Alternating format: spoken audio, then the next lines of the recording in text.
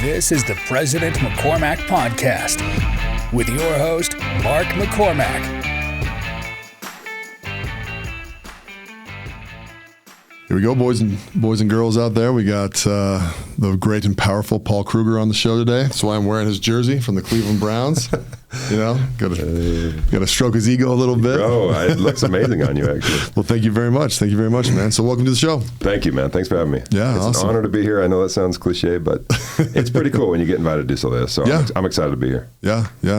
And one thing for the listeners out there to know is Paul and I are partners in an investment fund. So it's not only we get to listen to Paul's journey here, it's awesome. We work together. So we got a lot of good things cooking. Yeah. A lot of good stuff in the works. So Paul, what are you most famous for? That number 99 right there. No, I grew up real local here in Utah and played at University of Utah and then went on to play in the NFL and now I just chase little girls around. So it's life's a trip, but it's all good. And football was a massive part of everything. In my whole life, really, my whole upbringing, and just has been able to be really a stepping stool for business and everything else. So, so I owe a lot to it. Yeah, absolutely. Yeah. Now, who's your coach at U? I was recruited there by Urban Meyer. I know he's gotten a lot of flack lately, but I love the guy. I still love him. Total badass. Yeah. So Urban Meyer brought me there, and then I went on a 2-year mission, came back, and then I played for Coach Whittingham for 2 years. Nice. So absolutely have so much respect and love for both those guys, and had a great time. And you were on the 08 team, right? Yeah, 08 that went into and smashed Alabama in the face and made us more proud than I've ever been to be a U fan in my life. Them. We should have spanked them even more too. They came back a little bit, but no, it was an awesome team. Yeah. So proud to be a part of that group. Yeah, absolutely. Yeah, no, like I said again, man, all Ute fans, I've never been more proud of my life. And also pissed off that I didn't buy a plane ticket to go watch you guys in that game. Gosh, oh, my gosh. Yeah.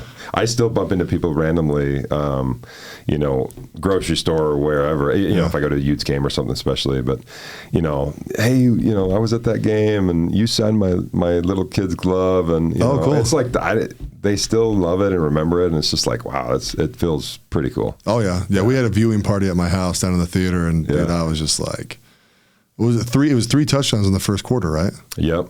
I think it was 21-0 something like first that, quarter. Yeah, it was crazy. Yeah. I mean, Brian Johnson and the crew were just lights out. Defense was playing awesome. Yeah. So it was surreal for sure. And to be fair to us fans that did not go to the game, we actually looked at flights to go, and it was like, I got to fly into flipping Houston, or I got to fly into some random town, drive in, and I was just like, it's too much effort. And then it's like, totally, just boom. Yeah, I do it now though. Yeah, I know. It was.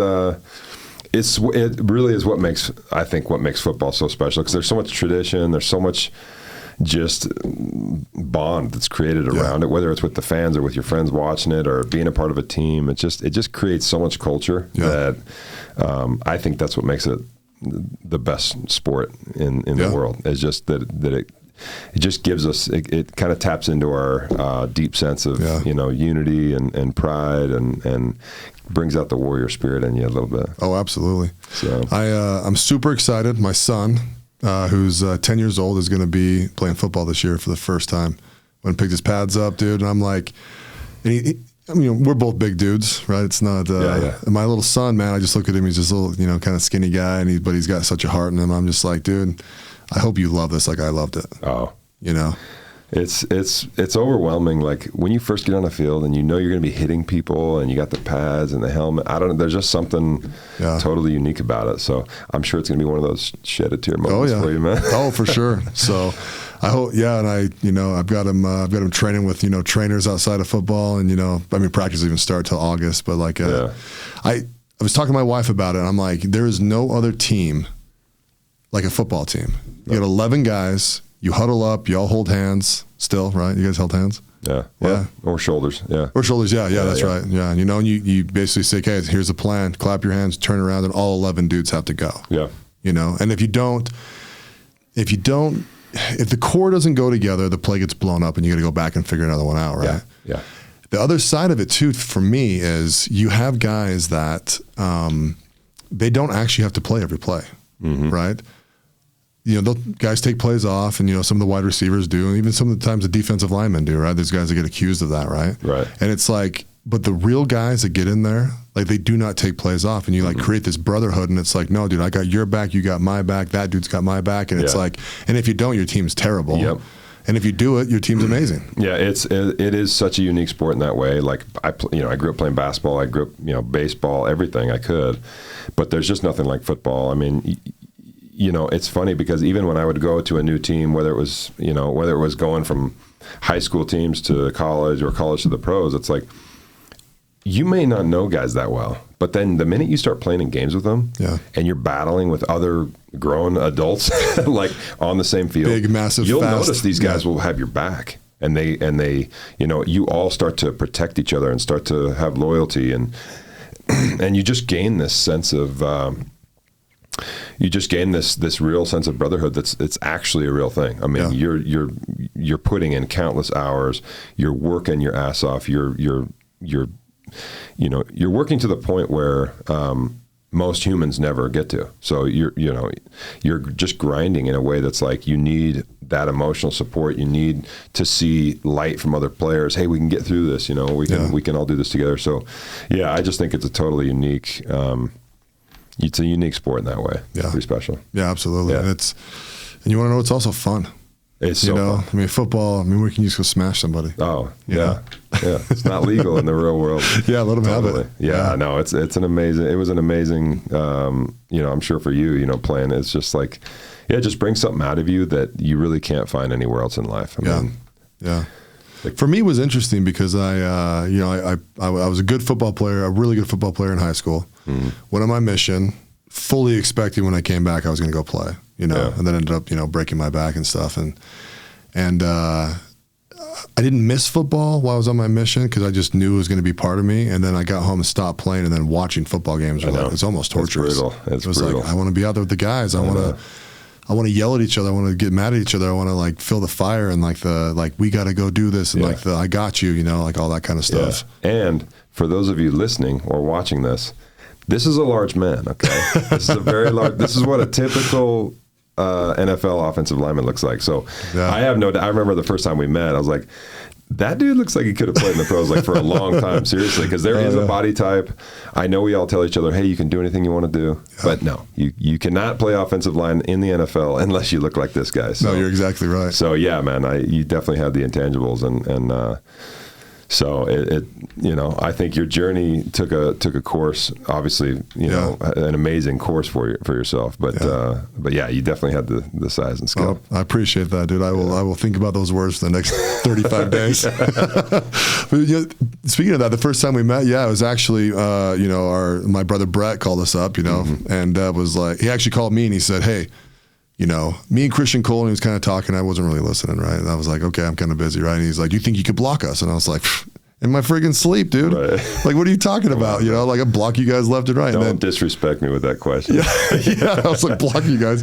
And then the more he was talking, he's like, no, not me and Christian, like me and Paul. I'm like, Paul Kruger? And he's like, yeah. And he's like, you think you can do it? And I literally thought about it for like 5 seconds, right? Like, normally I'd just be like, of course, And then I was like, I don't know. I have no idea. It's a good question. And then I was like, but you tell Paul I could, and kind of thing, you know. You then, can't not say that. Yeah, I was like, let's see, And then even to this day, I'm just kind of like, we should try it, you know. Why not? Hey. And the cool thing about you is you were super humble about it.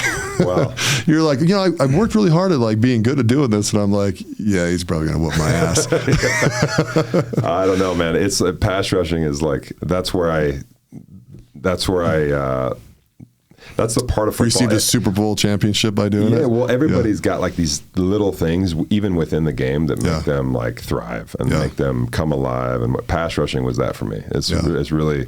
So anytime people talk about it, I'm like, man, I really spent all day and night thinking about and practicing pass rushing. I was kind of average in other ways. I didn't really care. I was like, I just want to be able to sack the quarterback. Yeah. I want to freaking pound the quarterback. So anyway, so I do love that stuff. Yeah, and I'm sure you're elite. Well, I should say, still elite. Hey, you got to stay in shape. So let's talk about your NFL career. So let's go to draft night. How'd it feel? It felt amazing. I was so I left school early. I got an agent got in touch with me after my redshirt sophomore year at Utah, and basically said, hey, I think you'd be a great candidate to leave school early. And after thinking about that for a while, I decided, you know what, I'm ready to do it. I had gone on an LDS mission, so I was a little bit older. Mm-hmm. And I wanted to be a young rookie. I wanted to be 21, 22 years old when I got into the NFL. So that was a huge part of that decision.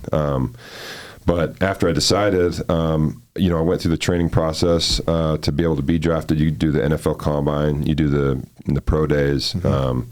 So you kind of go through this process that's pretty intense. I mean, you're training in a way that you haven't trained before. You're really working on some things that, like, you never run a 40 in football. You never get timed. You never bench press 225 as many times as you can. Mm-hmm. So they're like all these things that are kind of stupid in my opinion. Yeah.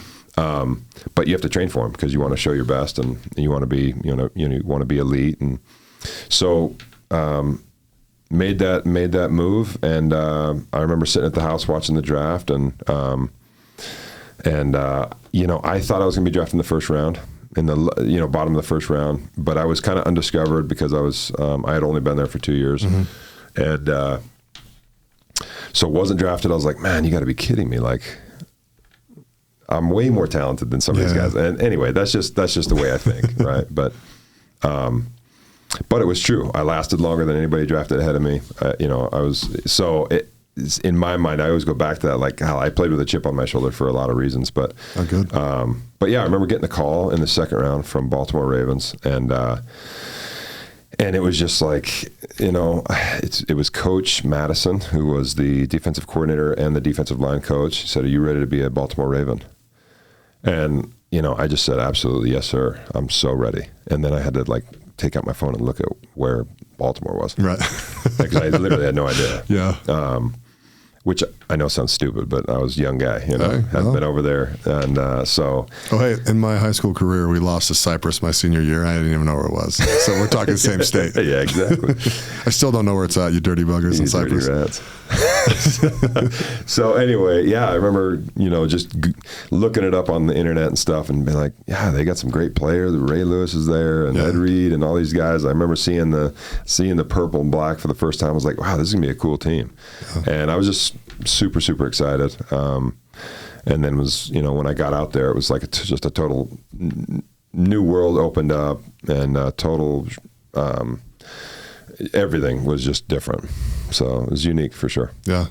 So what was it like, since it's kind of business oriented on this podcast, right? What was it like signing that first contract? I know we've talked about it, Tad. Yeah. So I remember kind of working through the process with my agent. He'd talk about numbers, and he kind of slotted, because it's the draft and this and that, but you're going to make X amount of money for your signing bonus. And I don't want to talk about numbers really, but I'll say this: my signing bonus was $1 million. Okay. And I went in the office upstairs and I signed this contract, and they literally gave me a check for my signing bonus, and I put it in my backpack. And anyway, I go about the day. We're training. They're showing you all the facilities. Baltimore's got ridiculous facilities. Yeah. So they call it the castle. So it looks like a big castle, and it's got beautiful grounds, and it's just like very picturesque. I mean, it's got trees that line the whole property line, ponds, and it's just awesome. And anyway, so I'm going through this process, start practice. We're just starting to work out, getting affiliated. And I remember one of the guys came down from, like, the upstairs, people you never see really, because they do their thing, we do ours. And he said, "Hey, Paul, come over here." And he said, "Hey, did you ever you put that check in the bank?" And I said, "No, it's still in my bag." And he kind of looks at me, he's like, "You might want to go deposit that today. That's a big check, And anyway, so I was like carrying around $1 million check in my backpack for like a week. Yeah. And anyway, so just a young guy without a lot of experience with money, not a lot of no business experience at this point. And I'd been on scholarship. I had always kind of been taken care of growing up. I mean, I didn't grow up with money, but I grew up, focusing on sports. And then when I got to college, it was like, you focus on sports, and we'll pay your lunch bill. Yeah. And we'll pay your tuition. And so that's kind of the mentality I had, and it carried through to the pros. So it's just, it was just one of those things where it was a progression to learn how to manage things, how to manage bills, how to understand money. What is the value of a dollar? How do you mitigate risk? And and so it's definitely a progression. And I think that's really where a lot of players get in trouble, is it's in a way, it's something that's very hard to protect against, because you're giving, even myself, I come from a good family, good values, good foundation, but no business handling money, and no experience, really managing anything like that. Yeah. And so when you hand somebody $1 million and or $10 million or 50, and they've never had that experience and they don't understand it, and then they start spending money and it doesn't really do anything to their account. You buy a new house. My account still kind of looks the same, But after years of doing that, sometimes most cases, it creates massive issues. Yeah. No, absolutely. So did they always give you paper checks, or did they? No, that was just that first one. That was right? a good question. Yeah. It was just the first one, and then it became a direct deposit. But you have to go set all that stuff up and kind of work that process. But because did you get paid all year, or is it just during the season? It's just during the season. Right. So it's you like game checks, right? Basically, yeah. So it's 17 checks through the course of the season, and you gotta figure out how to make it work for the whole year. Yeah. So with your financial advisors and stuff that you ended up getting, did you have to go find them yourself? Did the team recommend them? Did the Players Association do that stuff? They kind of work through either agents or, but the team really tries to stay away from any type of relationship with financial people. So Gotcha. The team is kind of like, do what you guys got to do. But then there's the Players Association, and there's the agents who kind of help with that process. So the Players Association actually has like a vetted list, like you have to have a certain status to be recognized on their website and their program to be able to represent players. Yeah. It doesn't mean you have to sign with those guys, but it just gives players kind of an echo. It allows them to see what's been approved by this group. And, like kind of vet them. Yeah, they vet them a little bit. Yeah.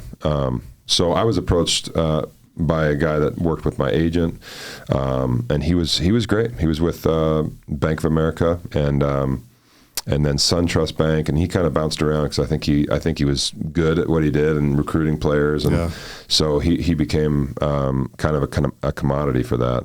And but I was with them for a while, but it's virtually works through the agents. Yeah, that's awesome. Yeah. How was your relationship with the ownership group? Did they talk to you much? They do, depending on, because it's a family-owned team, right? It is. They're well known. Steve Busciotti. And he, from my experience and seeing different owners, and everybody's different, of course. Busciotti was pretty young for an owner. Very cool guy. You could tell that he cared about like the legacy of the team. He wanted the facilities to be amazing. He wanted fans to have a good experience. He really cared, and I thought that was super, super cool. And he would drive out in his golf cart and watch practice for a little bit, and but he didn't really engage too much in like, how you doing? You doing well? You enjoying it here? Okay, see you later. It's kind of like very a presence. Yeah, but you understood. I mean, for such a powerful man that was in charge of so many people, he really did, come say hi and shake your hand, and but it's not as if you have like a real personal experience with the guy. But there's few players who I saw, like him and Ray were close. I could see that he was close with Flacco. And then after I was there for a couple of years, I got invited up to his box after a game or two, and I was able to kind of hang out with the group. And so it's like, as you progress in the team and as you progress as a player, you get more access to and so it's kind of a hierarchy type of situation. But you're never hitting like going over there for Sunday dinner with meet the family type stuff, right? Or did people get to that level? Not necessarily, I wouldn't say. Yeah. No, it's kind of like keep a business. But then again, I think there's certain environments where you're kind of invited into the inner circle a little bit, and you can get around them more. But yeah.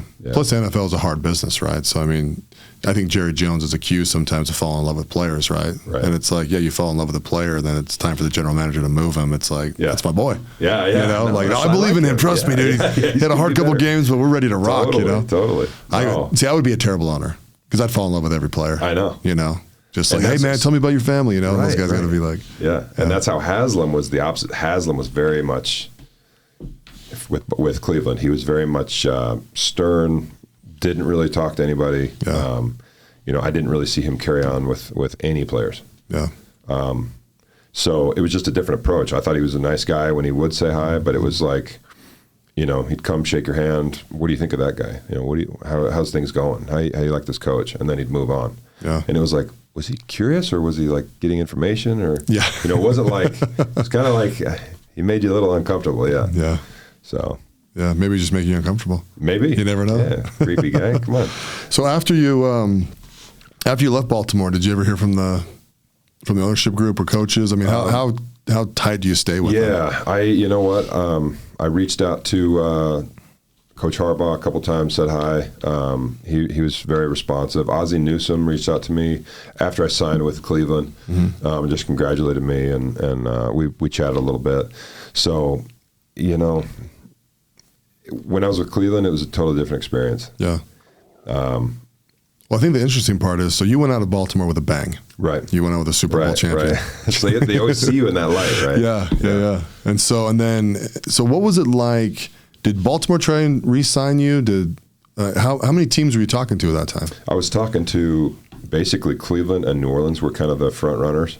I think my agents had talks with like multiple different teams, but they'd come back to me and say, hey, the Bills like you, but they're not willing to pay you even close to what these guys are. So it kind of became like this, sifting through the seriousness of people. And where's your head out during that? I mean, are you like anxious to hear your agent come to you? Did you have a team that you wanted to go to? Like, I told him, hey, I'd love to be on the West Coast somewhere. I'd love to be closer to Utah.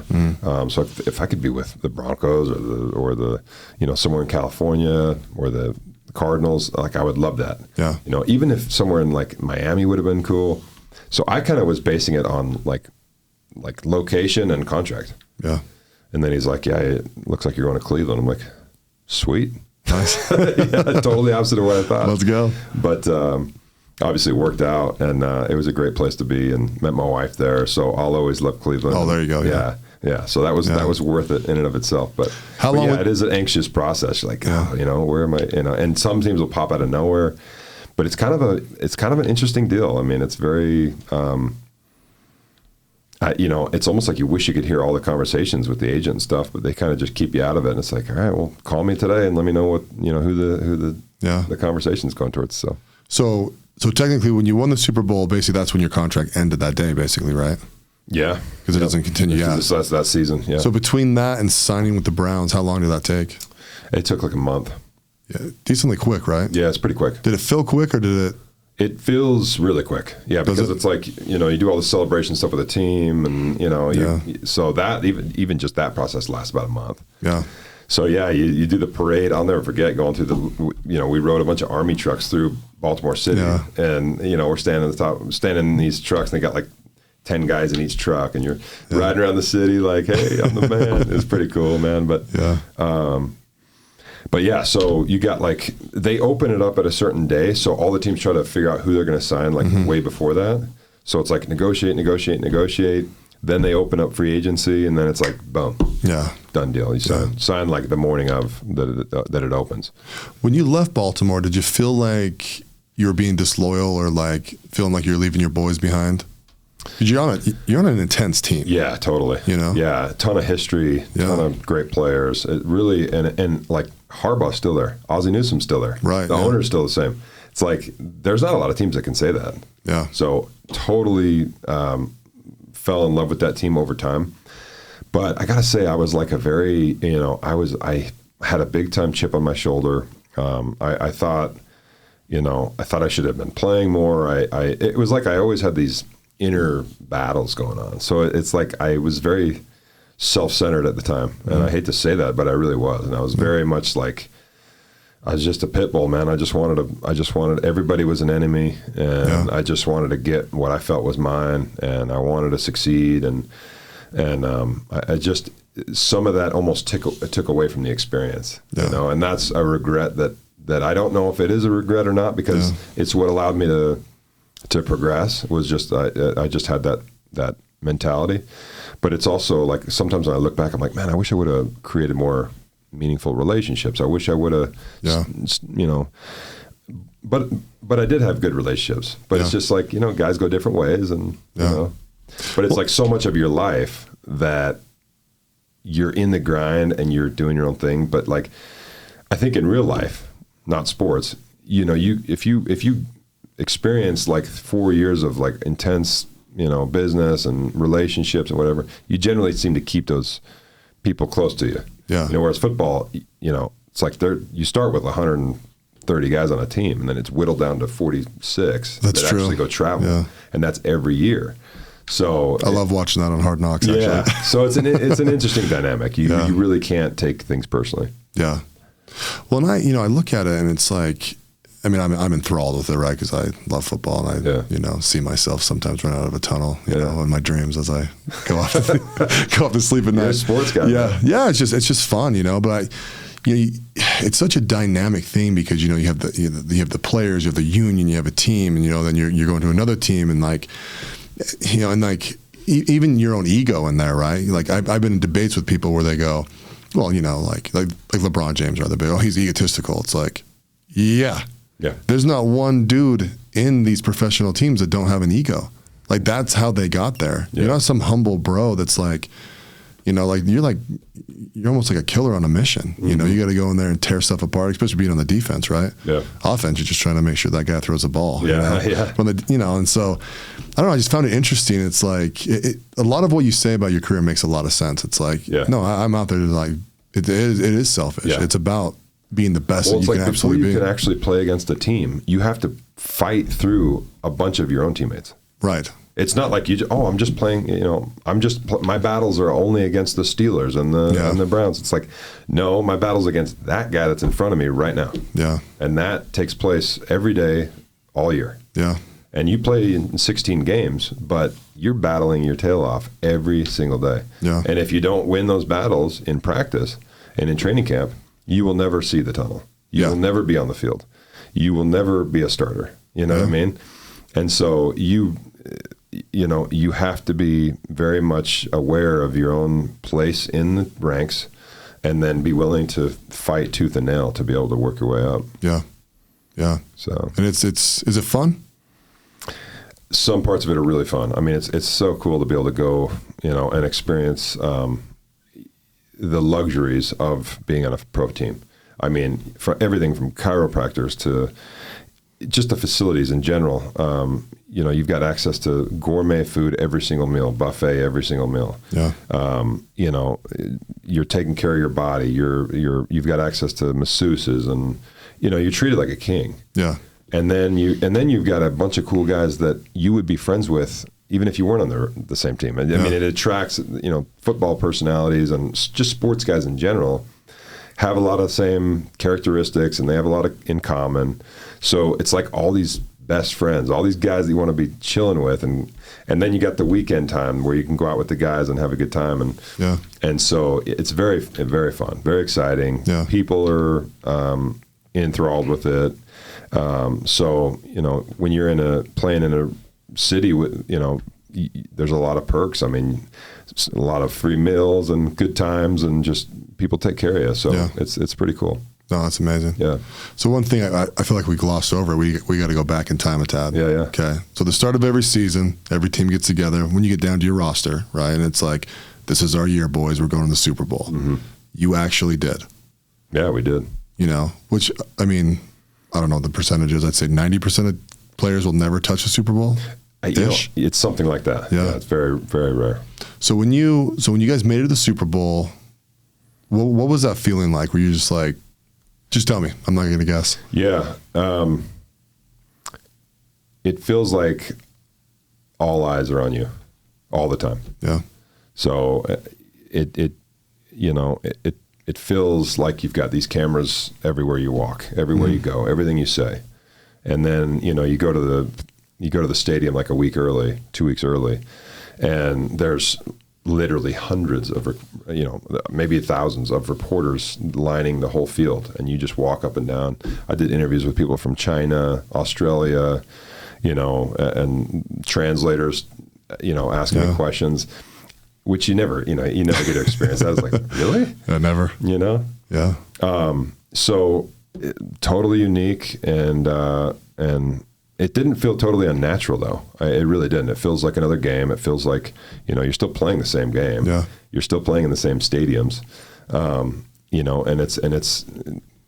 it's very familiar, but it's just like everything feels elevated. Like you feel like you're hovering, what I mean? It's like, even just the media stuff that they do, so everything's taken up a notch, the intensity level, the preparation, and luckily, and this has nothing to do with me, I was on a team full of veterans that had been to the Super Bowl before. And, I'll never forget some of the pregame speeches and even guys getting together before we even traveled out there in practice and said, I've been to the Super Bowl and lost, and it's not that fun. Right. It's only good if you win. Yeah. It's only good if we prepare right. So, I had some amazing leaders on that team that really, I think, is why we won. Yeah. Because we were focused, and we had the right leadership. So honestly, I just got the butterflies. I'm telling you why, because the intensity level of those pregame speeches where it's just players only. Mm-hmm. Like, tell me about that. Yeah. Again, I got really fortunate. And it helped me develop into a player and a leader and a starter and all that kind of stuff. But when I got there, I fortunately got drafted by a team with a bunch of leaders. So we had, I'm going to miss some guys, but like Ed Reed, Ray Lewis, Haloti Ngata, Terrell Suggs, Antoine Bolden, even Flacco was a great leader. He was a younger guy, but when I got there, we just had this core of guys that they knew how to practice, they knew how to prepare, but then they also knew how to have fun. Yeah. So it's like you have to figure out that combination of enjoyment and work, and that's because you're never going to get players to not enjoy life. Yeah. Guys are going to go out. Guys are going to get drunk. Guys are going to go to parties. Yeah. So it's just like, but if you have the right leaders, it's like we can still do that, but you have to focus in, and you can't be totally irresponsible. Yeah. Okay, go to the party, get a driver, and come home at a decent hour. Yeah. And it's just like it created this culture where, players understood that the game was more important than anything else they had going on. Yeah. Because they were told every day in and day out. And Ray Lewis was hands down the most vocal leader on that team. And he just had an electricity to him that is pretty rare. I've been around. Yeah. Go ahead. He's like known for his pregame stuff. Yeah, right? You get to circle around and totally. He's jumping and stomping. Yeah. And I don't even know the guy, and it freaking makes me excited to see him go. He's totally authentic too. I can say that about him.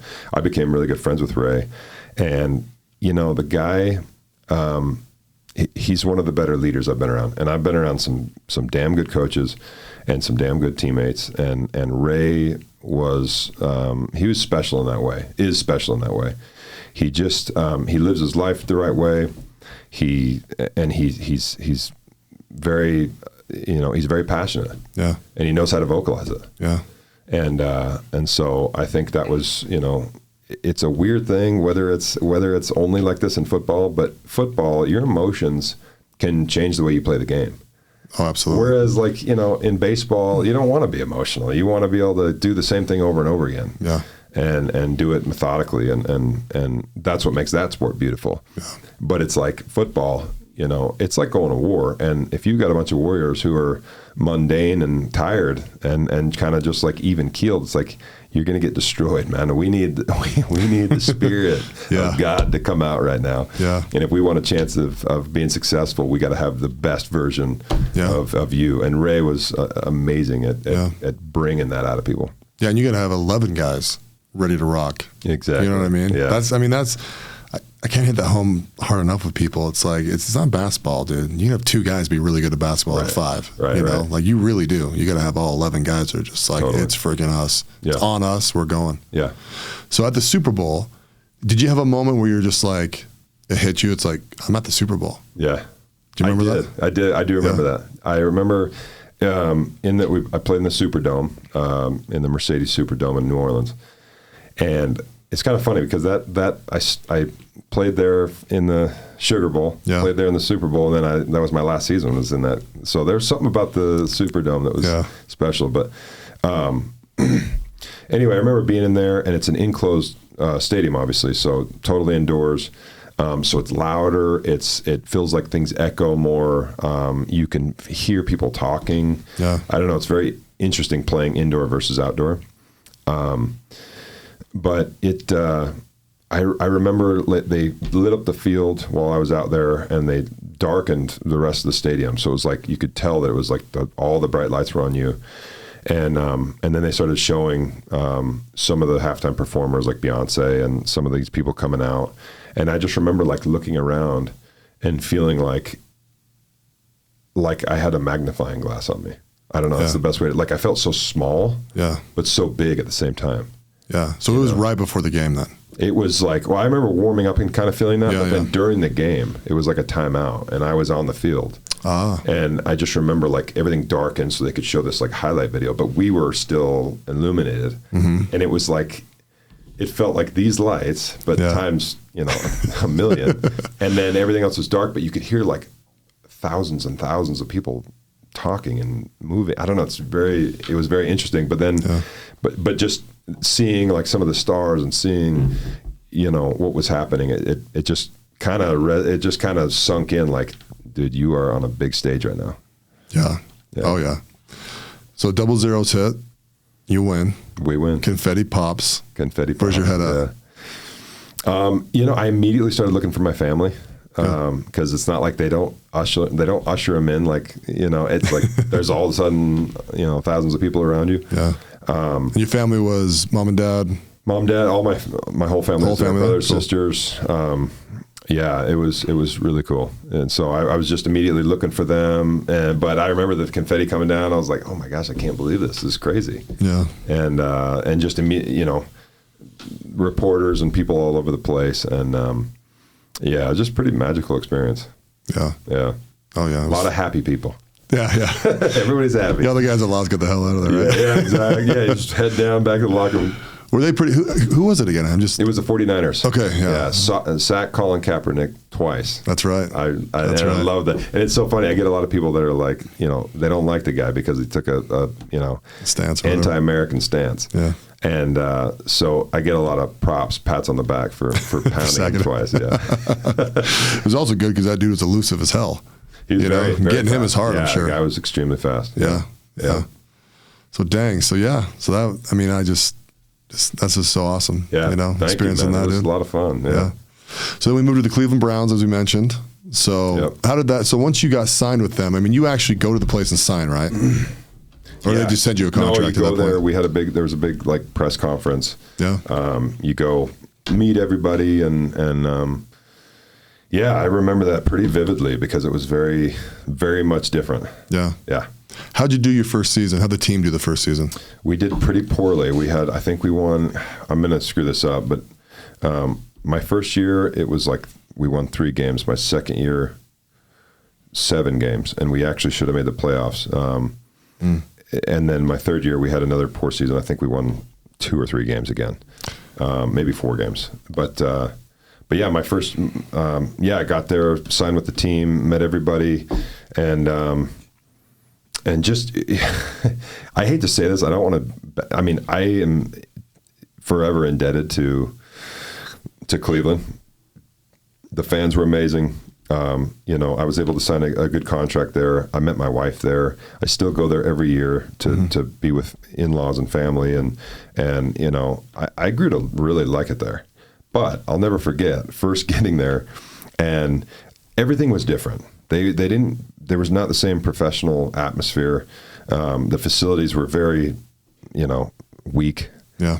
The city was gloomy. It was like it's a blue collar industrial area. So it's like even just flying in and then coming to the facility, I'm driving around, I'm like, man, this place is beat up. Yeah. And then you get to the facility, I'm like, this is the facility? University of Utah's are way nicer than this. Right. So it's just like, going backwards almost. That's how it felt. Like, I'm like, man, I'm going backwards. Like Baltimore, everything was clean. Everything was big. Everything was professional. Even the way that they handled you as a player, like from the airport, you would be in like a badass, like, Cadillac driving back, and you would be greeted at the airport in a certain way. And it was just like a different level of professionalism and like luxury that I took a major step down in that way. Yeah. But not that any of that matters, but that's what I felt. Yeah. What was it like emotionally going from a Super Bowl winning team where you were crushing it, obviously, to a team that was struggling? Honestly, I was so excited, Mark. I really was. I was like, finally, I can be a leader. I can be the guy. I can help this team come around. I mean, that's really why I was so excited to go there. And I was more invested emotionally in other people and in the team than I ever was in Baltimore. In Baltimore, I was only concerned with myself. Yeah. I was only worried about how I was going to practice and what I was going to do. And in Cleveland, it's like I really changed a lot as a person and as a teammate, and as an individual. Like, I wanted to become better, and I wanted to become a leader. I wanted to help other teammates get there. Yeah. And I felt that pressure. Like, I felt that from the GM. I felt it from the owner. I mean, when somebody sits you down and says, hey, we're going to pay you a lot of money, we're bringing you in here so you can be a leader, and so you can coach other guys, so you can show us how to win, so you can take this organization to the next level. Yeah. I mean, that's really what they're asking you to do. Exactly. And so it gives you a lot of pressure for sure. Yeah. Yeah. So I was excited about that. I really was. I was ready for it. So you did 4 years there? 3 years there. 3 years there? Yep. Yeah, and then you signed with the Saints, right? Yeah. Yep. Nice. And 1 year at the Saints? 1 year with the Saints. How was that year? It was good. We unfortunately didn't make the playoffs. It was like one of the rare years that they didn't make the playoffs. And, I could have kept going. I honestly just wanted to be done. I had gotten married, and, this may be another conversation, I don't know, but my goals for football were always financial. And I hate to say that, and people, I don't know how people respond to that, but like, I wanted to get in there, make money, and then I wanted to start doing business. Yeah. And I knew that the longevity and the sustainability, and I knew that my skill set would be more valuable in business. Mm-hmm. And I knew that football was a short window. Yeah. And I probably should have played, 10, 11, 12 years. But I just didn't want to. I was totally done. I had gone from the best team in the league to the worst team in the league. And in those 3 years, I had 3 general managers, 3 quarterbacks, 3 head coaches. Right. Isn't that crazy? So total turnover every year. Yeah. And I was just burned out. You know, it's such a grind. And it's so fun in so many ways, but it's also very, very challenging. Yeah. I mean, you're talking about beating your body to the point of really, creating some problems for people as they grow in life. Yeah. And it's hard on your joints. It's hard on, but you can't not do it, because if you want to keep yourself playing well and not getting hurt, you have to train as if, as it's as hard as you ever have every single year, every single day. Yeah. So it's just like running imagine running a Corvette pedal to the metal for forever. Yeah. That's for years and years and years. Yeah. So it was finally nice to just be like, you know what? I found my wife. I'm ready to be home, and I'm ready to come home to Utah. Yeah. I'm ready to start business. I'm ready to do some real estate. And it's been a good run, but yeah. Nice. So. No, yeah. And I bet it was probably an easy decision, right? It was. I mean, I still, again, I there was teams that wanted me to kind of, and I was starting to get paid less, starting to slow down a little more. But I was still valuable. So I when I look back, I'm like, God, I probably should have hit, 10, 11, 12 years. But it was an easy decision. Mentally, I was ready to be done. Yeah. Yeah. So once you retired, you moved back to Utah. What was the first business venture you kind of got involved in? Yeah. So So my wife, she grew up in Ohio. She went to University of Kentucky, UK.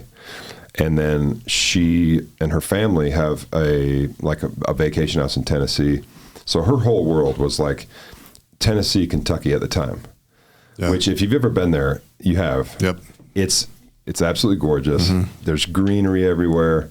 There's the culture there is very strong. So people are extremely cool. Food is important. There's water everywhere. Yeah. It's like there's rivers and lakes, and it's just a different lifestyle than we have out west. Yeah. And when I was done playing, we spent a lot of time in Utah, and she said, "Hey, I don't know if I'm ready for this yet." Yeah. She's not she's not Mormon, wasn't raised Mormon or not LDS.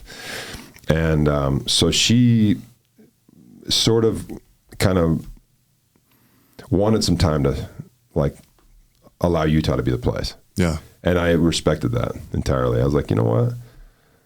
I don't know what it's like to go live somewhere where most people are, from a similar religion or whatever. Yeah. So I said, let's go try Colorado. I love the mountains. You don't want to be in Utah just yet. Let's go check out Colorado. So we did that. And then we ended up in Scottsdale, which we still have a place there. And now, and for the past 5 years, we've been splitting time between Park City, Heber area and Scottsdale. And I was only in Colorado. We were only in Colorado for a very short period, about 6 months. So I started doing commercial real estate when I was down in Arizona, actually. And that's still, for the most part, where I've done real estate. So it's been all commercial. I started buying investment properties. I started taking away from financial advisors and investing the money myself. Yeah. And absolutely, hands down, the best thing I ever did. I made way more money. I gained a lot of experience. I added value for other people. Yeah. So it was a great transition for sure. So with kind of get into commercial real estate and stuff, what business lessons did you learn from playing in the NFL and football? What translated into the current business world? Yeah. For the most part, other than things that deal with your mentality, you're learning things on a daily basis in football that you really don't cross over. Yeah. I mean, nothing really that you're doing, like in your world, in your business, so many things cross over. Yeah. Product, sales, marketing, Yeah. Inventory. That crosses over to other businesses. But football, it's like nothing crosses over unless you're paying attention to how the organization runs, right? And how the GM's working and how the owner's paying people and looking at their contracts. So, which is not something you're doing. No, So, I'm happy you said that because it's actually a very hard transition for professional athletes to move from, especially high performing ones, right? Getting your ass kissed all the time. And then it's like, hey, see ya. Thanks for playing. And then it's like, bam, it's like, I'm home all day. Like, what do I do? What do I do with this money? And what's going to excite me now? Yeah. Because investing is really boring. It's very, it can be for sure. Yeah. I mean, so I would agree with you. That's a really hard transition. I think it was a little bit more challenging for me than it could have been had I been here. Yeah. Because I'm in Scottsdale, I don't know anybody. I'm not only am I trying to learn the area, so it's like investing in real estate. Well, I don't even know this area that well. Right. Whereas here, it's like I spend a lot of time on the backside of the Wasatch. Yeah. So it's like I know where the money is. Yeah. I bought and sold land in those areas in Summit County and in Wasatch County. Yeah. I know where the corridors are and where the roads are going to go and where the people want to be. And so it was easy, and I did some of that stuff while I was playing.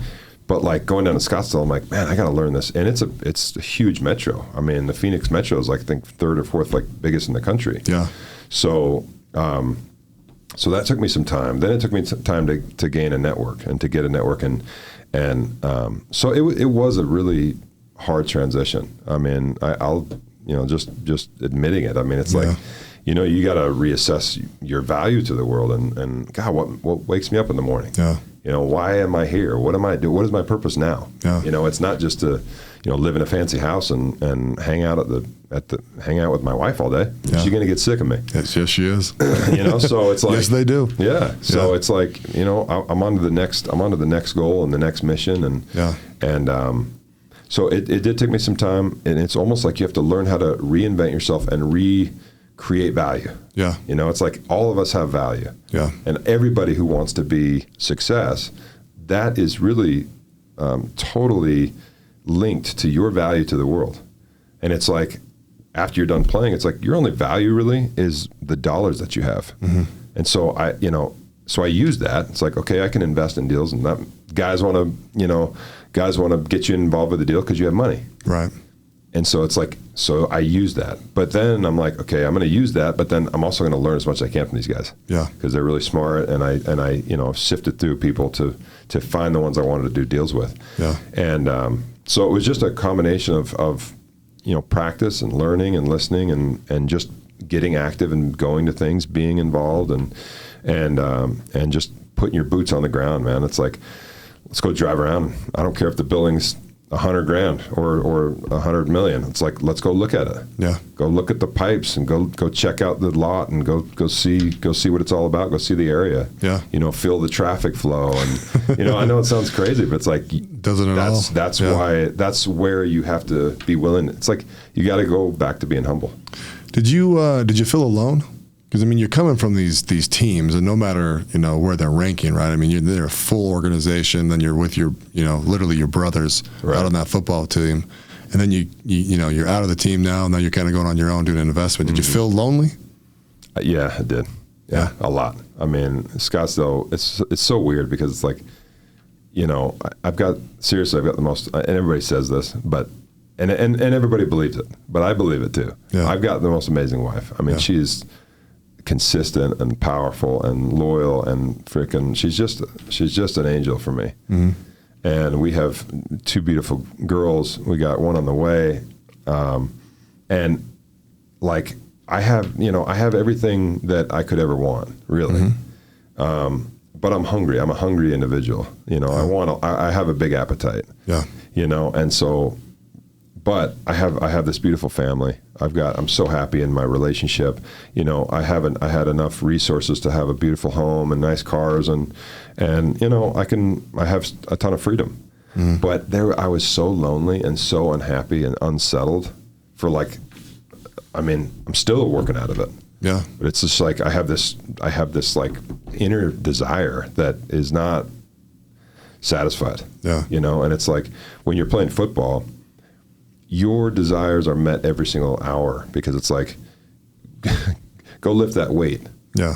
Go sprint 50 times. So you're exhausted and you're constantly working towards a goal that what it is. Yeah. Your goal is as a team to win the Super Bowl and as a player to be a major contributor, a Pro Bowler, whatever it is. The goals are very clear.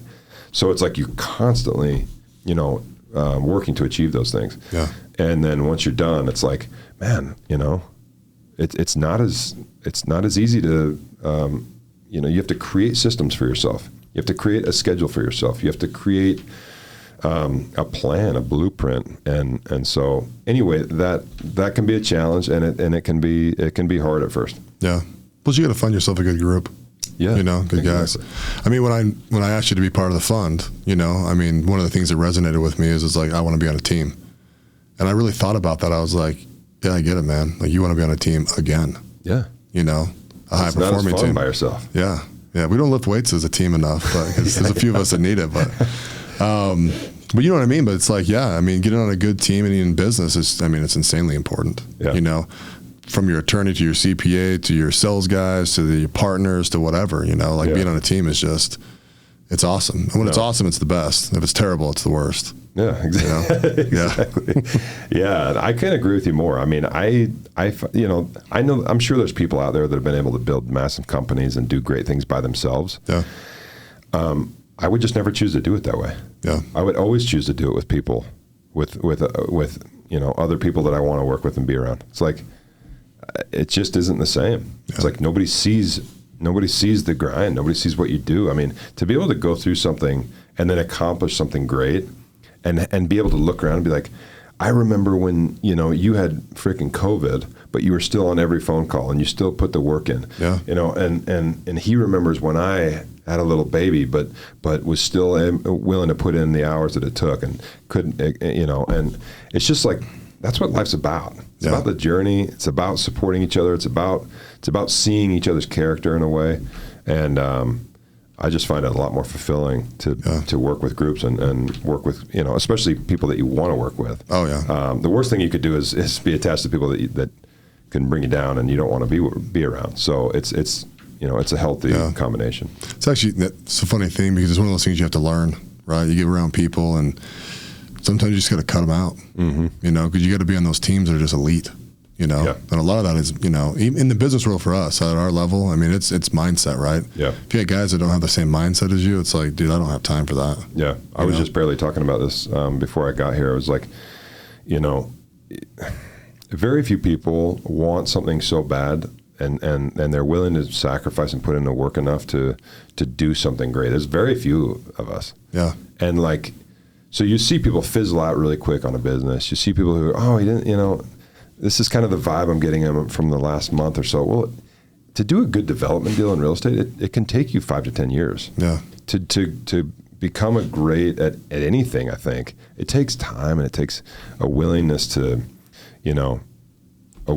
sacrifice day after day, month after month, and then maybe year after year. Now, people fall in love with the overnight success. Yeah. I'm telling you, it does not exist. Brett and I, our other partner, my brother, we were joking around about overnight successes. It's like, my overnight success took 13 years. Yeah. Mine took 7. You know what I mean? And it's like, you don't see the backside of it. And it's like, all of a sudden you're wealthy. It's like, no, I've been wealthy for a while. Yeah. I just haven't showed anything because I've been too busy working and making sure I have the paranoia of losing it all. And finally now I feel like I can enjoy some of this. Yeah. No, I can't agree with you more. It's like, no, there is people who experience rapid success, but it's still, it just means that they found something or did something that was a big hit, but they had the wherewithal to keep it going and stay organized. And, there's nothing that can crush a company or a business faster than rapid growth without an organized executor behind the deal. Yeah. Or somebody who's savvy enough to put together the structure to be able to have the bandwidth to support the growth. Yeah. You know that. And it's just like, so yes, I agree with you. There's no such thing as just, hey, I just had a couple $100 million fall on top of me. Yeah. It's like, no, that doesn't happen. It doesn't happen. There's so much preparation. It's like insane. Yeah. So, yeah. Well, so let's talk about our little fun venture we're doing. Awesome. By the Bucket. Yeah. Oh yeah. Yeah. Yeah. Go ahead. Tell us about it. No, well, yeah. But so By the Bucket it's a QSR concept, quick serve restaurant, fast food, and it is really exciting. But I originally stumbled across it through a business partner, and I wanted to basically open up. I bought the rights to open up stores in Utah, and that developed into me acquiring the entire franchise business. And so now we're in the process. Only owned it for about a month, and we're in the process of rebranding and finalizing all the legal. And there is so many moving parts to this business. I bit off a lot. Yeah. And so now I'm trying to figure out exactly how to get my arms around everything. Yeah. And so from food distributors to the legal that's involved with franchising, it's highly regulated. And so there's a certain system that they make you follow when people are investing into it to open up a shop or whatever. But it's very exciting, and it's I think it's going to be a major success. I really do. Yeah. Yeah. The main concept is spaghetti and meatballs in a bucket. Yeah. so by the bucket, spaghetti and meatballs by the bucket, and it's there's a number of, so we've sold about 30 locations, and most of them are in Arizona, and people love the food. It's actually very tasty. My wife, who is very picky about food, she's super healthy, clean eater, and very picky. She gets food, she gets by the bucket for the girls, probably once every 10 days or so, and the girls crush, and they love it. And so it's just a very basic business, very good food. But it needed a lot of the infrastructure that I think we're bringing to the table. Yeah. So now, we're probably a week away from being able to just, boom, here's, give it to the world and let's run with it. So our franchisees and the people who are operating the locations, it's a great investment for them, and they experience a lot of success. Yeah. And then on the flip side, people like the food, and we feel it's a great concept. So now it's just fine tuning all the things to make it a scalable business. Yeah. Yeah. What do you think the most challenging part of it is? The current most challenging part. The current most challenging part is just the amount of moving parts. Yeah. So you're dealing with, again, and we're a very simple product. I can't imagine really diverse menus. I mean, it's almost like, I almost want to be like, how the heck do they even do it? Yeah. By the Bucket has no waste, and it's very simple menu. So it's literally spaghetti, meatballs, and bread. Yeah. That's it. I mean, but I think the most challenging part right now is all the moving parts. So you're dealing with a massive learning curve for the legal. So, franchises are highly regulated. So, you have to disclose, a massive amount of information, bank accounts, personal information, soup to nuts in regards to the business. And that's all housed within what's called your FDD, your franchise disclosure documents, that gets sent out to anybody who's interested in being involved in the business. Yeah. And it's very comprehensive. Ours is like, I think 300 pages or something. It's, you sent it over to me. Yeah. I read 6 pages of it. I was like, I'm going to scan this bad boy. Yeah, we'll read the chapter outline. Yeah. So there's that side of it. Then there's the food, which is like, you're dealing with U.S. foods, and how much are they charging? Is this a fair price they're charging me? Is this how do I negotiate with these guys? Huge companies. Our meatballs come from one place, our pasta comes from the other, our bread comes from another. So, you're talking about, and then you've got supplies to be able to fill the kitchen and be able to prepare food, and so there's just a lot. It's a lot to And it's kind of the same way with real estate. There's a lot, but it's like I've got my contractor who handles all of that stuff. Yeah. Then I've got my architect who handles, and you want to be able to speak their language, but it's like they handle all that. Yeah. So you're really dealing with point men who you're paying to execute. Whereas like for me, buying this business, I want to understand it, from A to Z, and I want to be able to talk the language. I want to be able to help investors when they come in and they want to set up a shop in their hometown and make a great salary. I want to be able to help them. I want to be able to point them in the right direction. I want to be able to be a great service to them. Yeah. So I'm trying to learn everything, and it's a steep curve for sure. Yeah, it's interesting. I mean, on the investor side, as I come in as an investor and we bring other investors in, it's a very attractive business. Because food doesn't generally have big margins, so you have to have tons and tons of stores to make that up so you can get volume, right? Mm-hmm. But by the bucket, I mean, it has great margins. It's got better margins than some contracting companies that I know, And so on that side, I think it's crazy attractive, and and then opening up areas is kind of fun. Bringing a new concept in is fun. Yeah. With you guys doing your rebranding and everything, which was kind of fun when we had lunch and dinner, I guess it was, and tried to figure out everything with that, Yeah. But, yeah, it's awesome. No, and that's really our goal, is to be involved with guys who understand business, who want to open up multiple locations and kind of operate it as a business instead of a passion project that they can work at and create a salary for themselves. We love those people too. Yeah.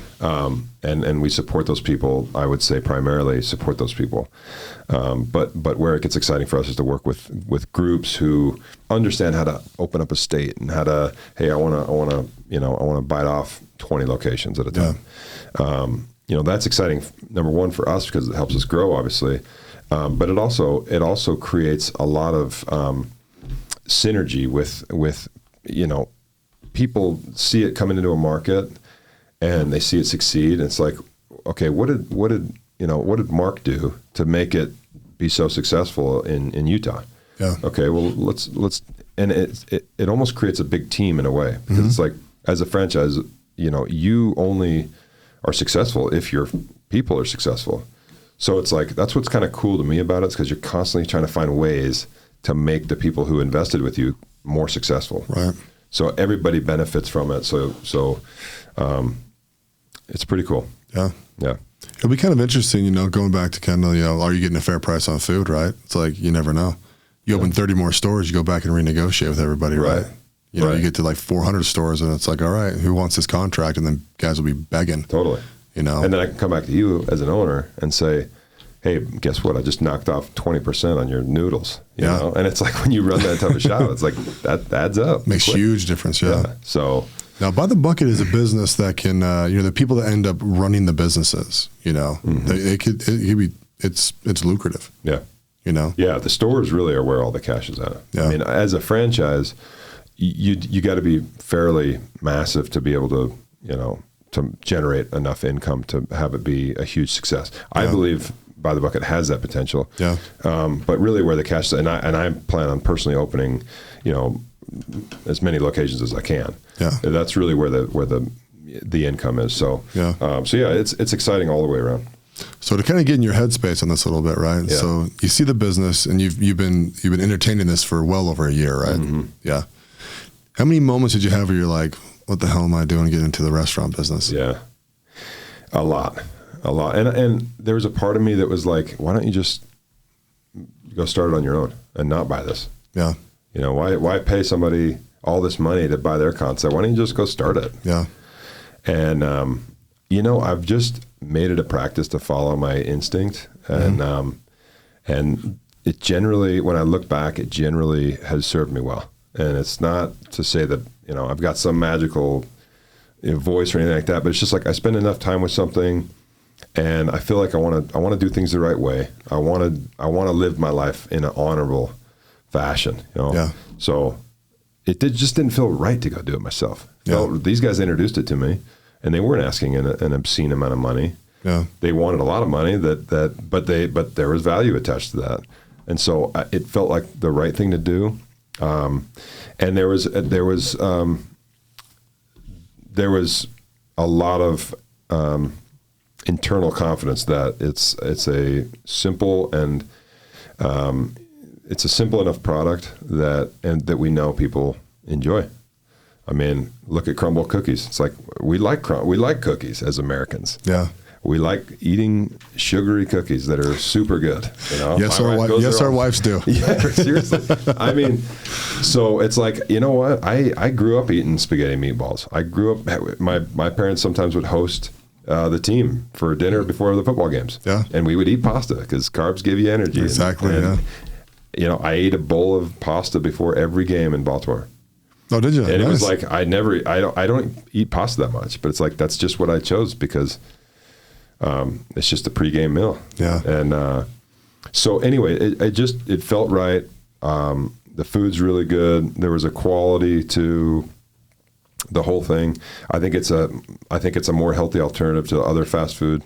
And it's a quality, we're working with quality brands, and it's exciting, but it was just that kind of that internal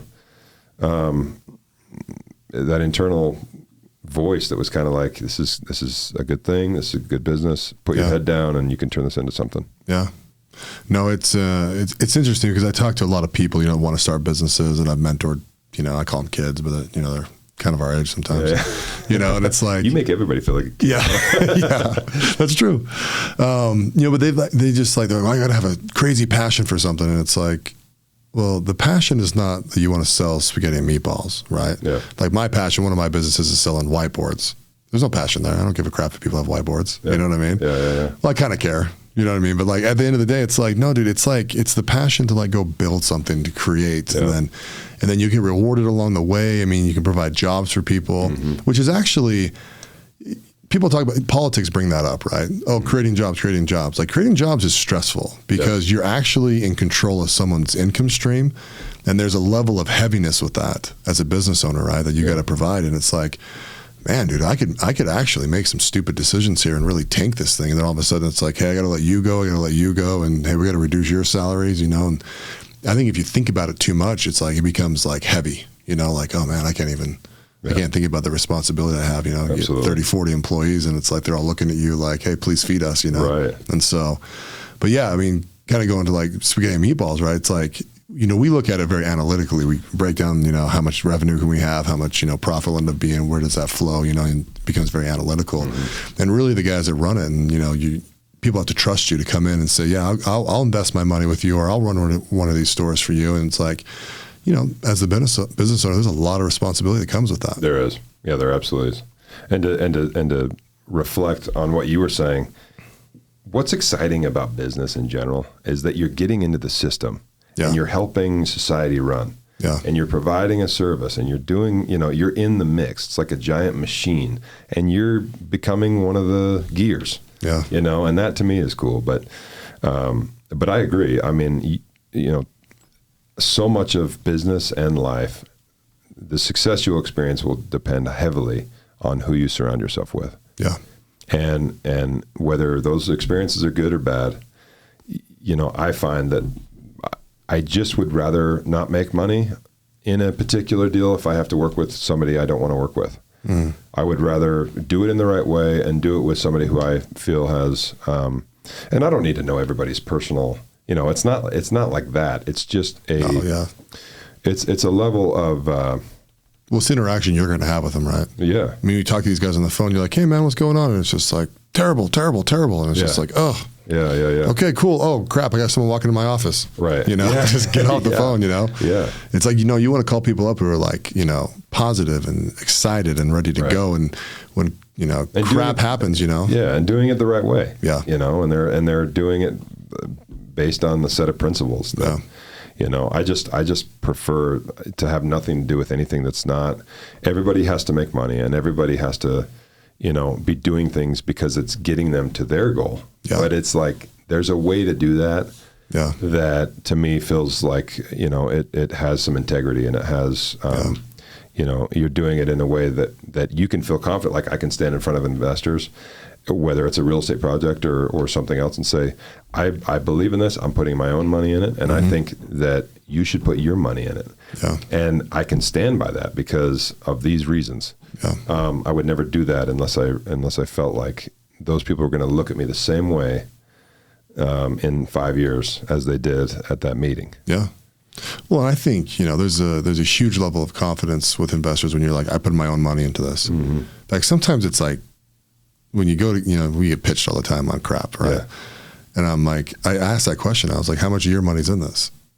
You know, and people they got all sorts of different ranges, right? You know, and you know, the guys that don't have their own money in it, that are, you know, something the deal's shady. Yeah. But it just doesn't hit like the other ones. You know? I couldn't agree more. Yeah. Yeah. When you get approached by, you know, I've been approached by a lot of people, and it's like when you feel a level of, I don't even want to call it desperation, but there's a level when somebody puts their own money into something, they approach it with a seriousness and a level of anxiety. Yep.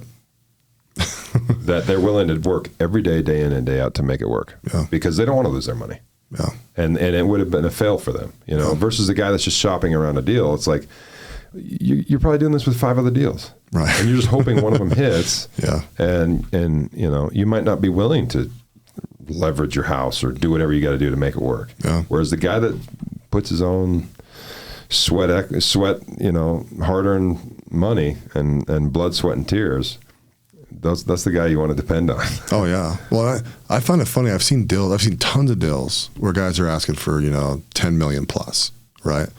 And they're not putting any money in, right? And then they want like $150,000, $160,000 salary out of it. Yeah. And you're like, what's this all about? And they're like, well, I got bills to pay. Yeah. You know, and it's just like, oh, cool, pass. Yeah, pass. You know so I mean? I'm supposed to risk my money and my time, and you're only risking your time, but you still want to be compensated for that. Yeah, you know, it's hard because you want to look at these guys and be like, okay, now that I've passed, let me tell you why your deal's stupid. Yeah. You know? Exactly.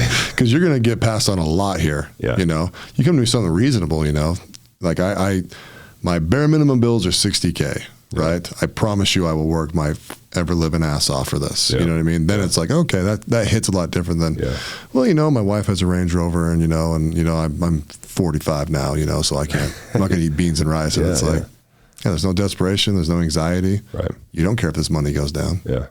You know? Yeah. You gotta be watching your own back a lot. Yeah. Yeah. Yeah. When you get in a position to be able to invest in deals, you just have to learn how to say no. Yeah. For the most part. Oh, yeah. You're going to say no 95% of the time. Absolutely. 97% of the time, maybe. Yeah. I mean, you can only do so many deals yourself personally.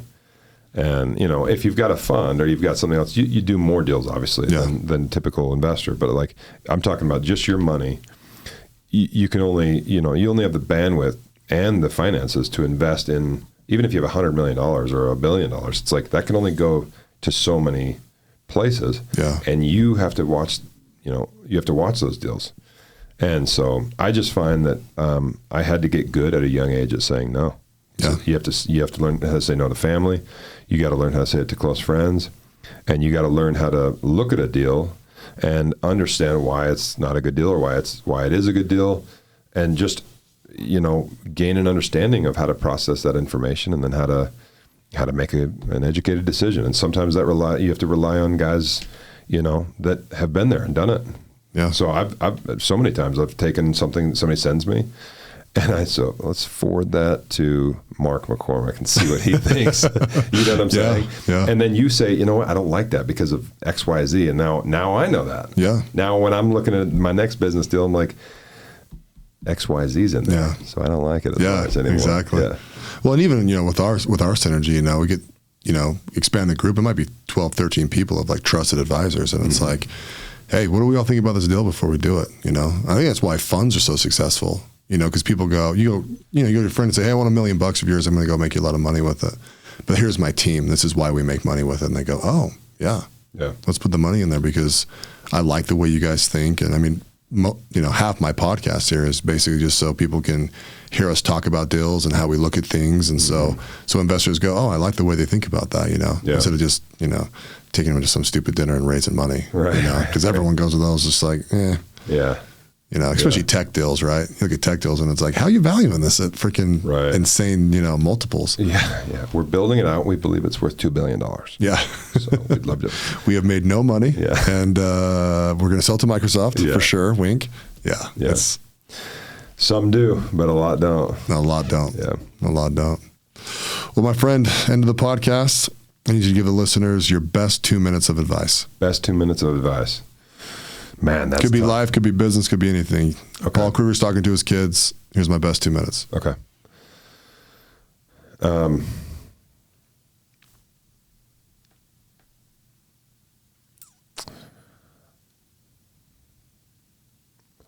I would say there's a handful of things that I think are pillars in your life, and that's really what builds you up as a human being.